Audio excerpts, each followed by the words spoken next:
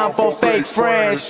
Too many people be calling my phone, but I never be picking it up. Got everyone that I need in my circle. Yo, c'est Daily Sweep, la chaîne qui balaye l'actu basket. On va commencer par souhaiter un anniversaire un peu en retard à Derrick Rose qui fête aujourd'hui ses 33 ans.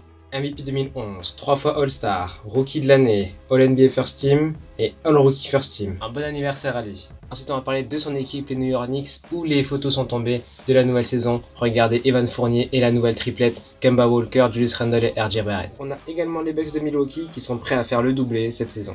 Un nouveau trio qui s'est fait aussi, le Heat de Miami, très prometteur, j'ai hâte de voir ça, avec Bam Adebayo, Kyle Lowry et bien sûr Jimmy Butler. Également une photo des deux stars de Minnesota, D'Angelo Russell et Karl Anthony Towns. On termine cette fois-ci avec des quatuors. On a le quatuor des Hawks d'Atlanta mené par Trae Young. Ensuite on a les Bulls de Zach LaVine avec cette fois-ci DeMar DeRozan, Nikola Vucevic et Lonzo Ball.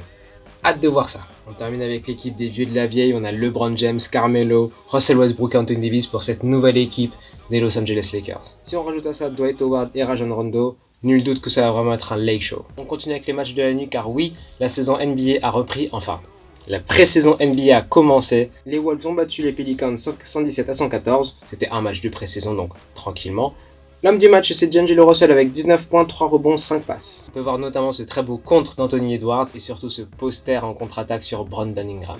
Deuxième match était Miami contre Atlanta. Tyler Herro a été en feu cette nuit avec 14 points d'affilée. Il termine avec 26 points, 4 rebonds et 4 passes. Ensuite on avait les Celtics de Boston contre le Orlando Magic qui ont remporté d'1 point le match. L'homme du match était Jaylen Brown avec 25 points, 4 rebonds et 3 passes. On va surtout retenir ce magnifique poster de Jason Tatum. Et enfin on peut voir tous les autres résultats des rencontres. Les Kings qui ont battu les Suns 117-106, Harrison Barnes est l'homme du match.